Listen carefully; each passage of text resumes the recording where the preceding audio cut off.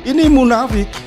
Jadi kampanye yang disebut operasi untuk penghematan anggaran ala Prabowo ini nanti akan menimbulkan perlawanan dari dalam internal birokrasi.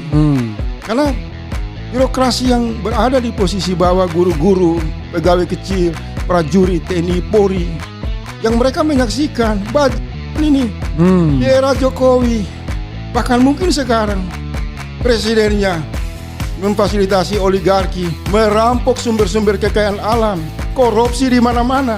Setelah utang besar-besaran, kini pemerintahan berganti, mereka justru menindas rakyat di dalam struktur negara itu dengan mengatakan penghematan anggaran. Ini tidak adil. Kalau Prabowo mau penghematan anggaran, pertama 30 hektar tanah dia di Hambalang itu, dia hibahkan buat rakyat. Usianya udah mendekati 80 tahun. Katanya siap mati membela bangsa dan negara kan. Jadi mohon maaf kalau saya hari ini agak emosi, meledak-meledak karena saya udah muak melihat para penipu berganti topeng dengan pidato-pidato omong kosong.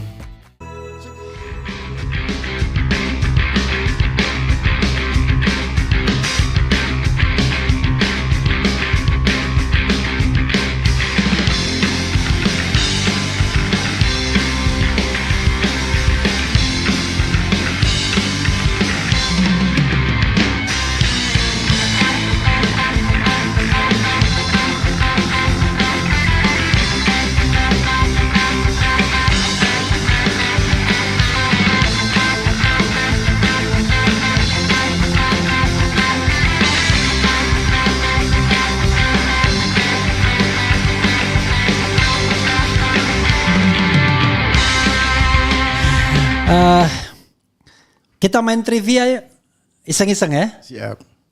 Ini tentang Prabowo semua ya. Oke. Anda harus jawab salah satunya. Anda percaya atau tidak? Tidak. Yakin atau tidak? Tidak. Harapan atau tidak ada harapan? 50-50. 50-50. Ya sudah itu aja. Ya saudara sekalian, saya mau memulai dengan fenomena terakhir. 1.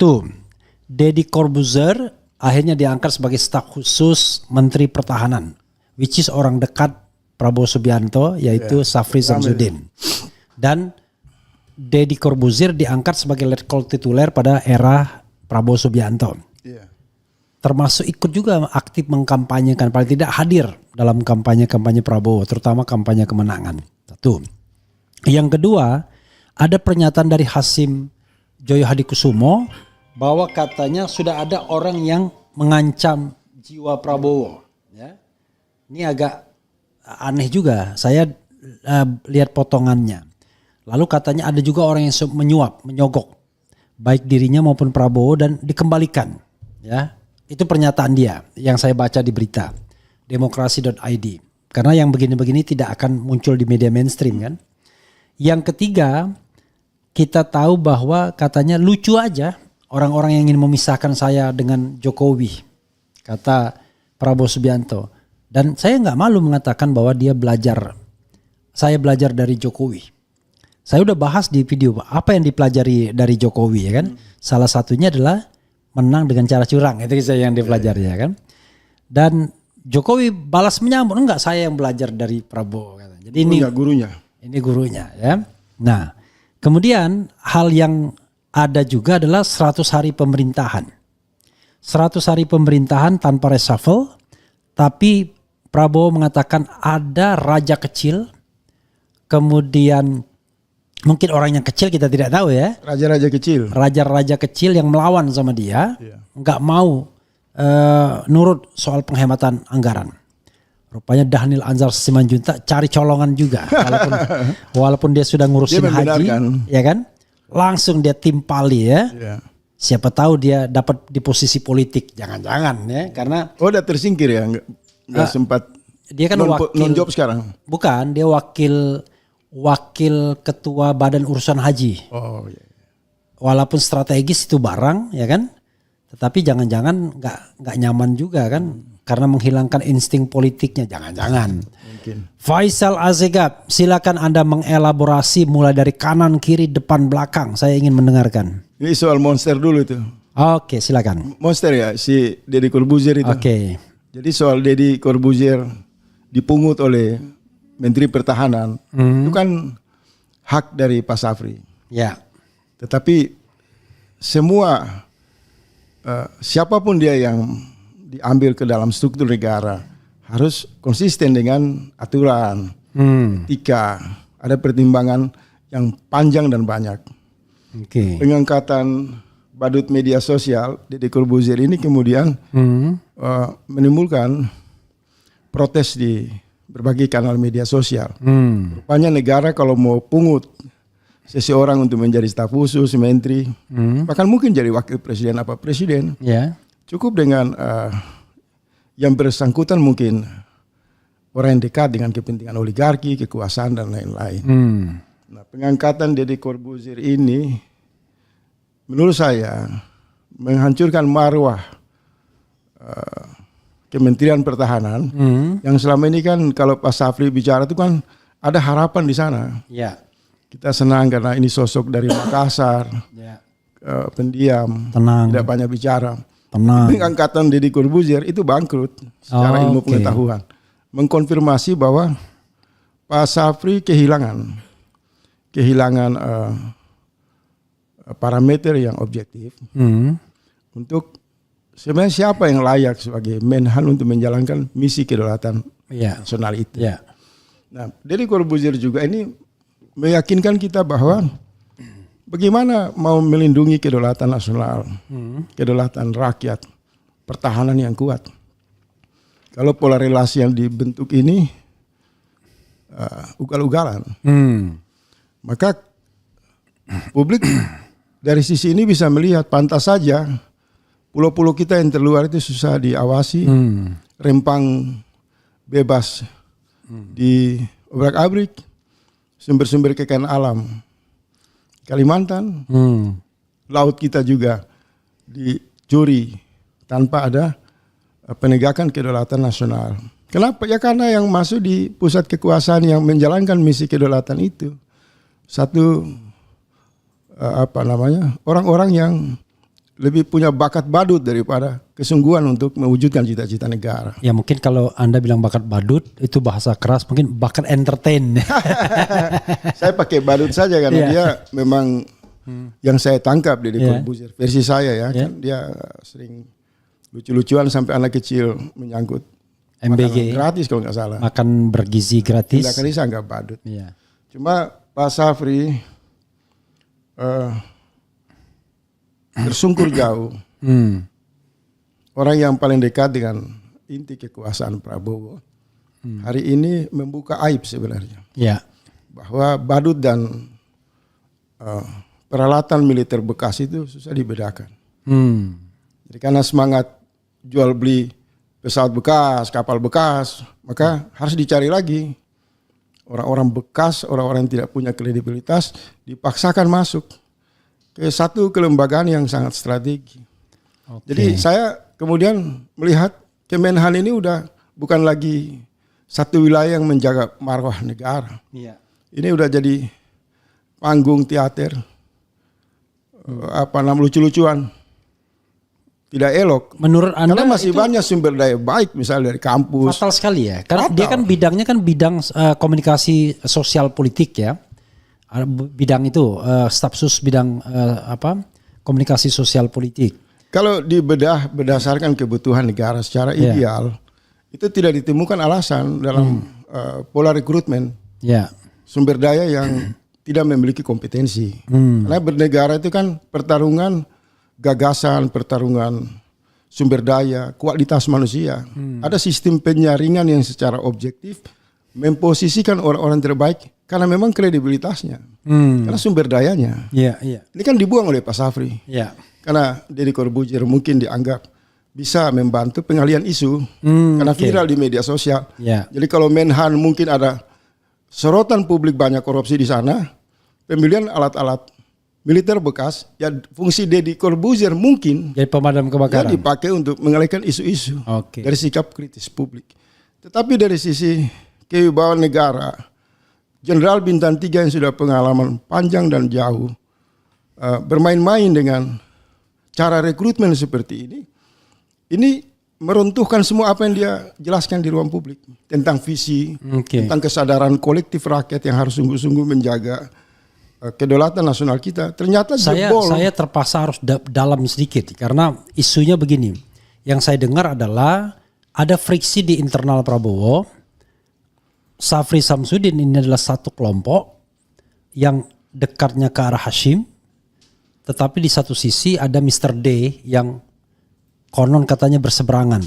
Ada juga oligarki tambang Kalimantan Selatan yang saya tidak tahu posisinya di mana. Anda menangkapnya seperti apa? Saya nggak mau berangkat dari situ. Oke. Karena kekuasaan itu pasti kan ada sinergi kelompok di dalamnya. Ya. Tapi kekuasaan bisa dinilai secara objektif atas outputnya kan.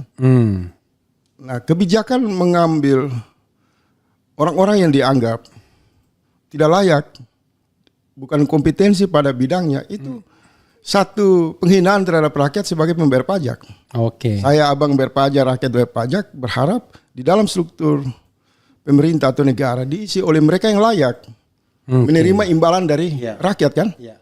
Nah, hari ini uang kita dipakai untuk memajang orang-orang yang memiliki potensi penipu, pembohong, hipokrit di dalam dinamika demokrasi dengan memanfaatkan kebebasan media sosial.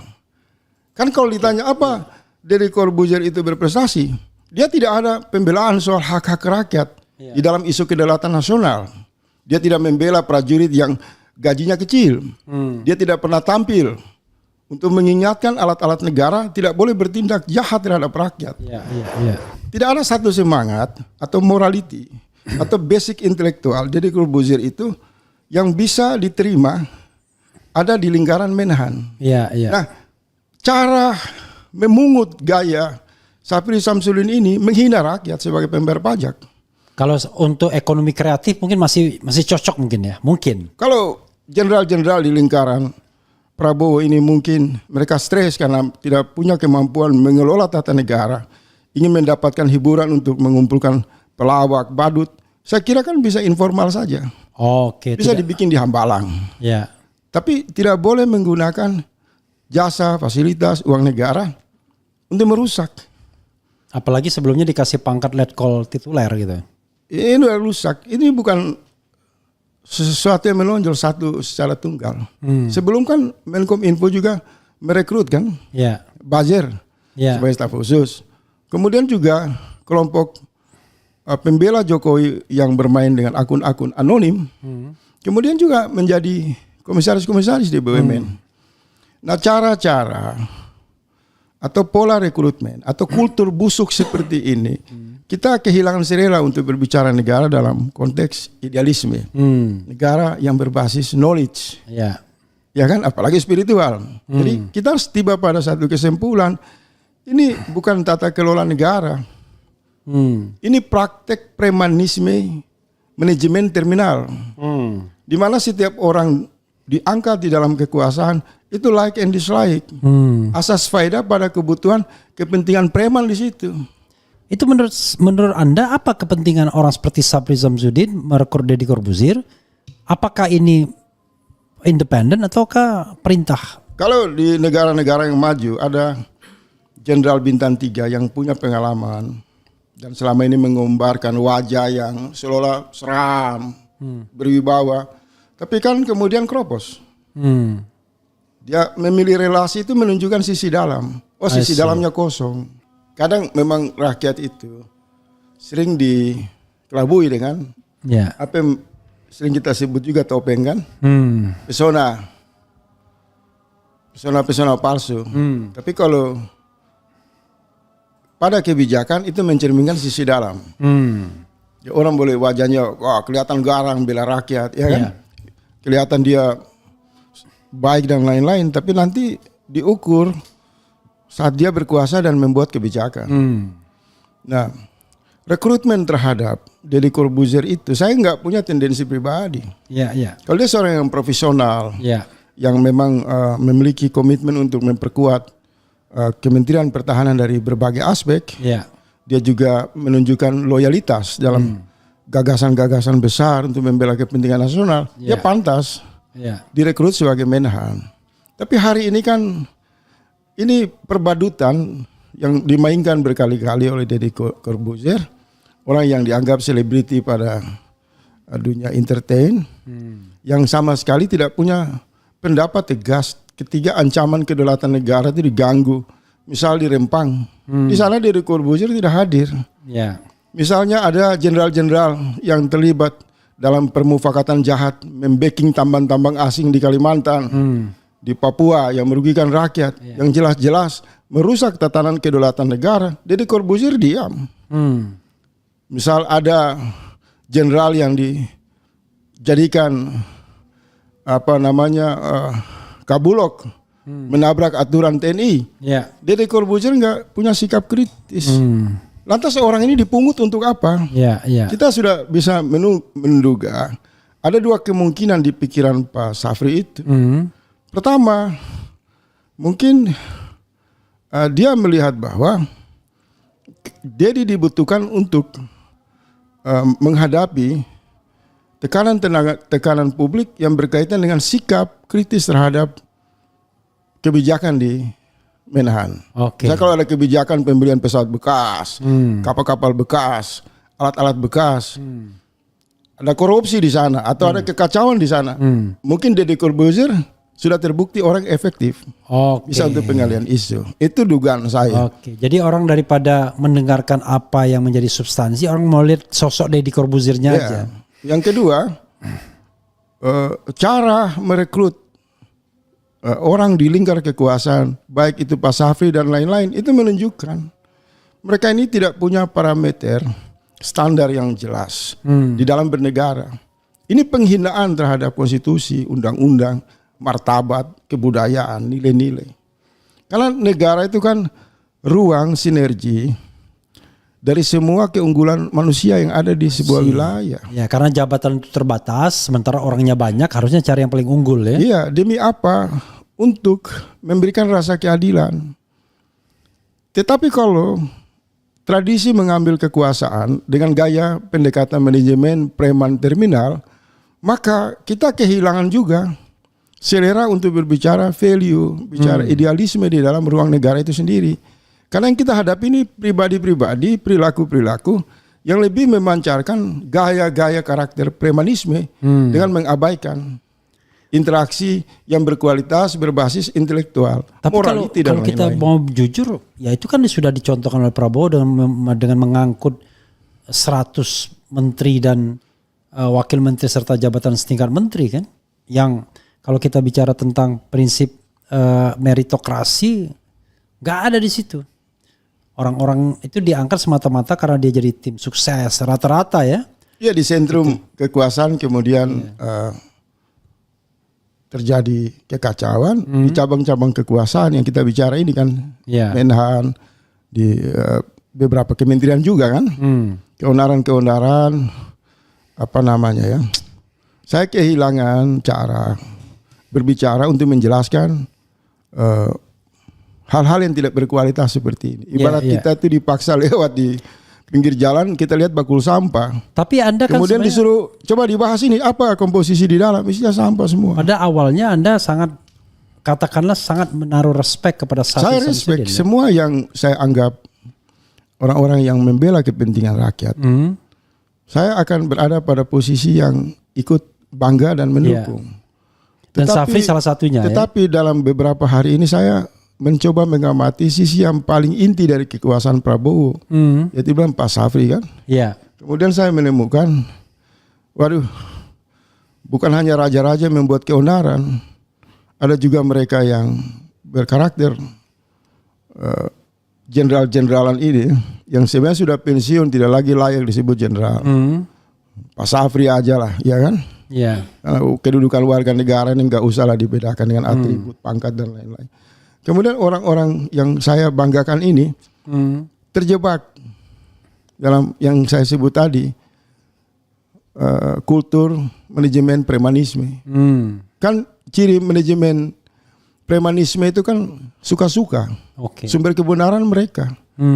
Misal tadi ada Pasah Ganda kirim artikel ke saya kan, tolong dibaca dan disebarkan, yang isinya membenarkan posisi Bulog dipimpin oleh TNI aktif, saya agak susah menjawab. Akhirnya saya menjawab, ya kebenaran itu adalah kekuasaan. Jadi kalau kekuasaan ngomong apa saja, bagi mereka ya itu kebenaran. Padahal undang-undang jelas tuh melarang itu. Undang-undang membatasi hanya 10 jabatan. Sudah pasti jenderal aktif itu tidak boleh begitu. Ya. Ini kesedihan-kesedihan, keprihatinan kita. Semakin merosot, semakin bangkrut, dan mengalami proses ancaman serius terhadap kehidupan bernegara. Mestinya mereka yang 5 tahun berada di posisi yang berkuasa pada era sebelumnya, pada saat ini dengan melihat usia Prabowo yang terbatas, mereka harus melakukan sesuatu yang terbaik. Apalagi usia Pak Safri itu kan bukan orang yang muda lagi kan. Ya. Harus bisa mewariskan sesuatu yang keteladanan gitu kan. Ya. Cuma sudahlah, nanti kita akan lihat ke depan. Yang jelas saya mau simpulkan, masuknya Deddy Corbuzier ke Menhan itu satu deklarasi kebangkrutan kedaulatan nasional. Marwah tentara nasional Indonesia hancur berantakan. Jadi semua doktrin tentang persatuan nasional, stabilitas nasional, gangguan dan ancaman, itu semua omong kosong saja. Saya udah nggak percaya. Karena lembaga yang sangat vital dan strategi bisa disusupi oleh salah satu pendekatan metode rekrutmen staf khusus yang akal-akalan, yang sangat bernuansa manajemen premanisme. Sebagai pembayar pajak, sebagai rakyat yang ingin menghendaki negara ini berjalan bagus, saya harus berbicara tegas dan apa adanya. Semoga ini didengar dan dievaluasi. Kembalikan itu ke Deddy Corbuzier dengan dunianya. Jangan campur aduk lah. Ya. Jangan jadikan negara ini sebagai baku sampah negara. Dunia entertain walaupun badannya bela negara. Mau pangkat, mau badan gak penting. Pertarungannya itu menyangkut morality, menyangkut kejujuran dan amanah. Semua atribut simbol-simbol itu gak penting.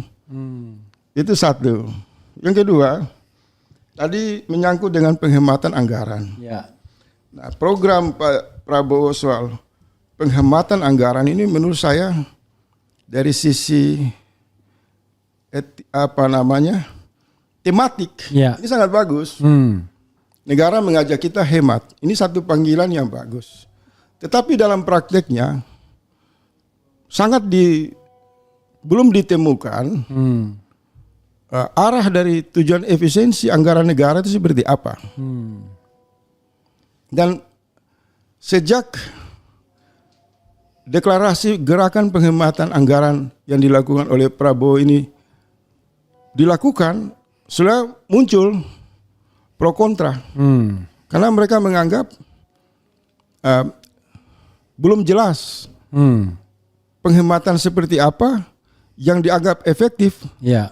Untuk yang dimaksud menghilangkan kebocoran uang negara, efisiensi anggaran. Nah, ini akan menjadi masalah di kemudian hari. Salah satu kejatuhan Gus Dur itu juga dipicu oleh isu efisiensi anggaran yang kemudian menemukan perlawanan di level birokrasi aparat negara di level bawah. Karena pada saat itu Gus Dur punya maksud hemat anggaran, tetapi kemudian menimbulkan dampak kerugian pada birokrasi kelas menengah bawah. Sementara di level pejabat mereka tidak terjadi penghematan. Mereka justru lebih bebas, dibiarkan bebas, nyolong sana, nyolong sini. Sementara pegawai kecil, prajurit, TNI dan Polri, aparat negara yang berkedudukan di level bawah, itu dipaksa ikat pinggang dan pada akhirnya terjadi gejolak di dalam internal organisasi negara. Tapi paradoksnya itu bro ya, dari awal kan kita sudah melihat ini anggaran pasti cekak ya, utang harus dibayar baik pokok maupun bunganya. Tapi kemudian kementerian dan wakil menteri, pejabat-pejabat itu 100 lebih. Padahal itu kan pasti pemborosan karena tidak hanya soal gaji dan fasilitas yang bersangkutan, tapi juga kementerian itu harus ada anggarannya dan lain sebagainya. Nah, negara lain cara berhemat itu adalah dengan mengkat birokrasi, sedikit mungkin pejabat. Baru-baru ini ada negara yang melakukan itu. Indonesia dari awal seperti paradoks jadinya. Saya kadang-kadang nggak ngerti pola pikir Prabowo. Sama seperti dia bilang ada raja kecil yang mulai melawan sama dia. Kalau memang melawan kenapa nggak di reshuffle dan lain sebagainya? Silakan bro. Iya, soal penghematan anggaran dulu. Pertama, kalau tujuannya baik pasti kita dukung kan? Ya. Itu kita garis bawahi. Siapa yang nggak mau negara ini hemat sehingga tidak terjadi kebocoran? Ya. Tetapi langkah-langkah penghematan ini penuh dengan kemunafikan. Kalau kita mengambil contoh misal di negara-negara lain, Jepang atau negara-negara Eropa, penghematan itu kan dibuktikan dengan kehidupan kesederhanaan para pejabatnya. Ya. Mereka tidak ugal-ugalan menggunakan fasilitas kekuasaan untuk lakukan korupsi dan kolusi. Ya. Kemudian mereka tidak perlu berkampanye untuk mencari simpatik dengan isu penghematan anggaran. Ya. Tapi mereka membuat kebijakan-kebijakan yang publik menerima bahwa itu tujuannya untuk kepentingan bersama. Nggak perlu cari Tapi hari ini kan tidak. Penerimaan dan pendapatan Prabowo dan keluarganya makin tinggi naik. Lingkaran kekuasaannya kabinet obesitas yang menguras anggaran, kemudian tukar guling kekuasaan yang jelas-jelas berpotensi untuk membuat negara boros. Tapi di sisi lain, yang tadi saya bilang itu, pegawai negeri, aparatur negara di level bawah dipaksa untuk mereka ikat pinggang, tapi pejabatnya di level atas hidup berfoya-foya. Misal Menteri Luar Negeri Sugiono menggunakan uang rakyat terbang ke India, kemudian pulang ke Indonesia tidak membawa hasil apapun. Berapa puluh miliar uang habis ke India sana bersama Prabowo. Apa yang terjadi? Rakyat Indonesia sangat dilukai. Justru yang beredar foto pesta-pesta pejabat itu Sugiono, si Mayor Teddy, orang-orang lingkar inti kekuasaan Prabowo. Ini munafik. Jadi kampanye yang disebut operasi untuk penghematan anggaran ala Prabowo ini nanti akan menimbulkan perlawanan dari dalam internal birokrasi. Karena birokrasi yang berada di posisi bawah, guru-guru, pegawai kecil, prajurit, TNI, Polri, yang mereka menyaksikan bajingan ini di era Jokowi, bahkan mungkin sekarang presidennya memfasilitasi oligarki, merampok sumber-sumber kekayaan alam, korupsi di mana-mana. Setelah utang besar-besaran, kini pemerintahan berganti, mereka justru menindas rakyat di dalam struktur negara itu dengan mengatakan penghematan anggaran. Ini tidak adil. Kalau Prabowo mau penghematan anggaran, pertama 30 hektar tanah dia di Hambalang itu, dia hibahkan buat rakyat. Toh usianya udah mendekati 80 tahun. Katanya siap mati membela bangsa dan negara kan. Nah, ucapan itu dibuktikan. Mobil-mobil mewah, koleksi, harga-harga kuda yang miliaran rupiah, ratusan miliar itu disumbangkan, dilelangkan, dikasih untuk negara. Kemudian diikuti oleh pejabat menterinya. Ya kan? Menhannya, jangan lagi boros anggaran untuk beli pesawat bekas. Apalagi ada isu beredar mau beli itu kapal induk bekas dari Italia. Semangat itu dihentikan dulu. Baru kemudian keinginan yang kuat untuk mengajak rakyat dalam sistem negara, penghematan anggaran akan diterima secara adil. Jadi ingat, ini pejabat-pejabat kita yang sebelumnya komplotan para maling, garong, dengan aneka kebijakan yang oleh Luhut. Misal satu contoh itu kan, bisa bantuan sosial 500 triliun. Hanya yang sampai ke rakyat itu nilainya 250 triliun. Ini biadab, ini bajingan. Itu satu. Jadi dimulai dari moral pejabat itu. Dimulai dari gaya hidup foya-foya, mewah-mewah, dinasti. Prabowo itu dihentikan. Kamu ditantang oleh rakyat, hidup sederhana dulu. Iya kan? Menteri-menterinya juga demikian.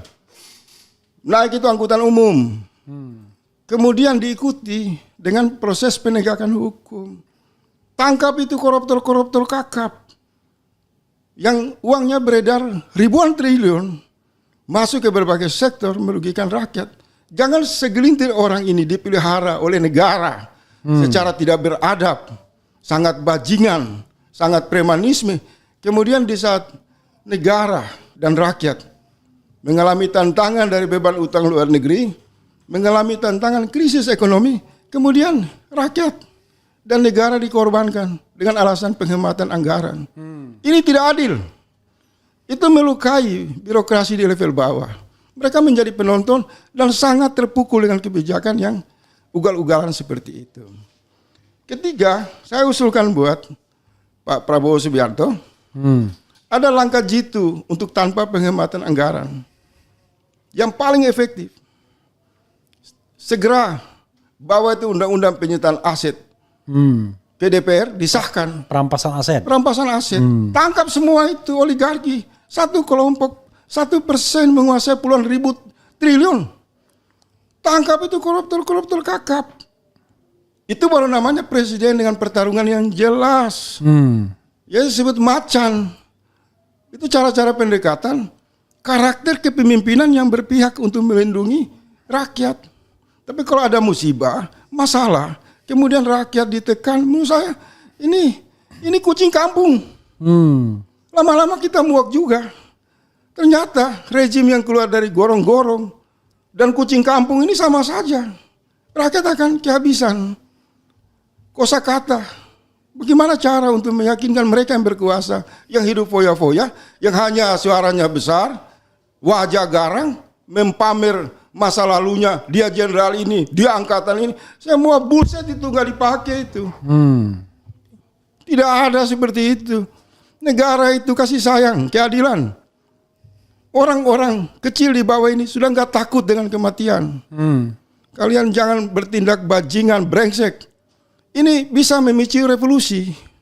Terlebih kekuasaan ini, belakangan ini, semakin menimbulkan rasa yang sangat sakit di hati rakyat. Seorang aktor pencuri uang negara, penipu Jokowi. 10 tahun berkuasa, memporak-porandakan seluruh kebijakan, sumber-sumber kekayaan alam, korupsi di mana-mana.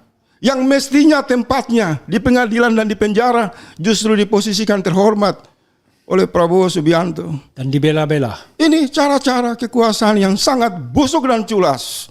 Dan ingat, saya selaku individu rakyat, saya ingatkan kalian semua, berhenti dengan atribut, dengan pangkat-pangkat itu, dengan senjata-senjata kalian.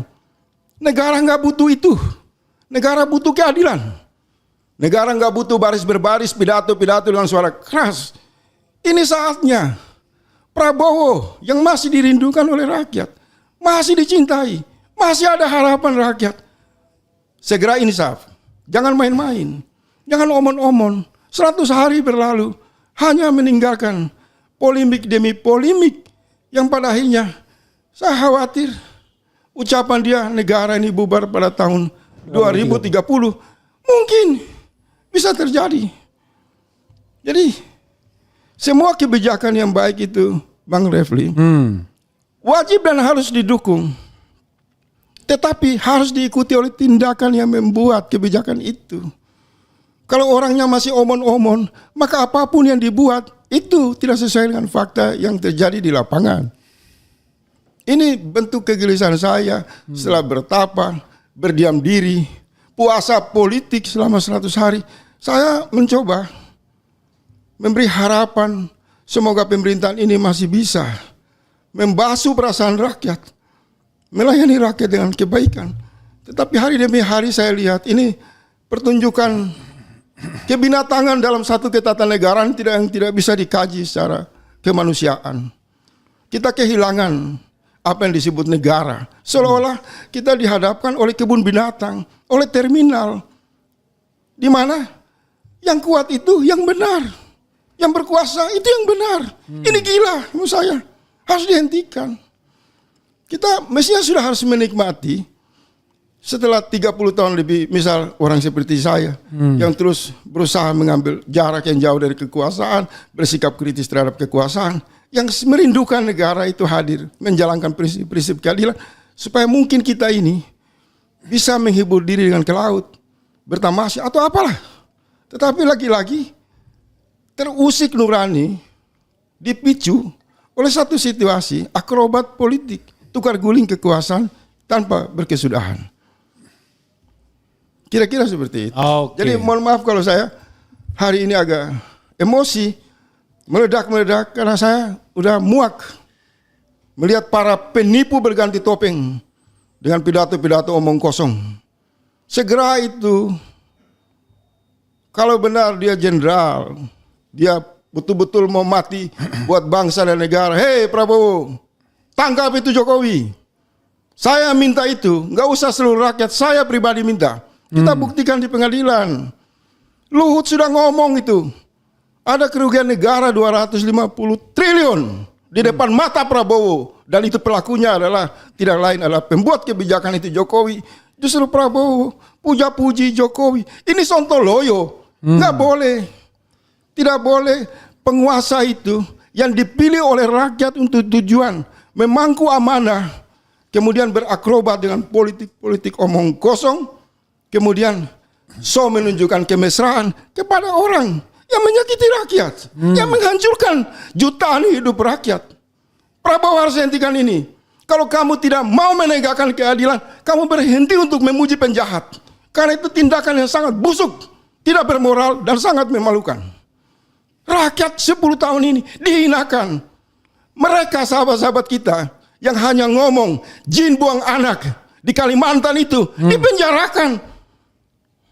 Belum kilometer 50. Anak-anak kaum beriman dibantai secara sadis di jalan. Berapa banyak orang mati, berapa banyak rakyat kehilangan tanahnya, kehilangan hak hidup, dibebani oleh utang ribuan triliun. Hari ini justru Prabowo seolah-olah tidak menunjukkan rasa simpati. Tunjukkan rasa simpati itu dengan tidak boleh memuji penjahat. Itu bertentangan dengan keagamaan, moralitas, dan lain-lain. Kalau perilaku-perilaku ini masih terus dipamerkan dengan karena latar belakang militer, latar belakang jenderal, saya mau kasih tahu, saya orang nggak takut.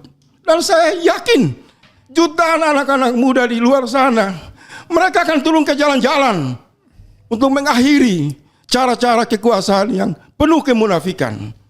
Masih ada kesempatan untuk berbuat baik kepada rakyat. Ini negara, bukan ruang transaksional, dinasti politik dari satu kelompok kaya kepada kelompok lain dengan menindas hidup rakyat dengan pidato-pidato yang ngomong kosong. Itu pendapat tegas saya.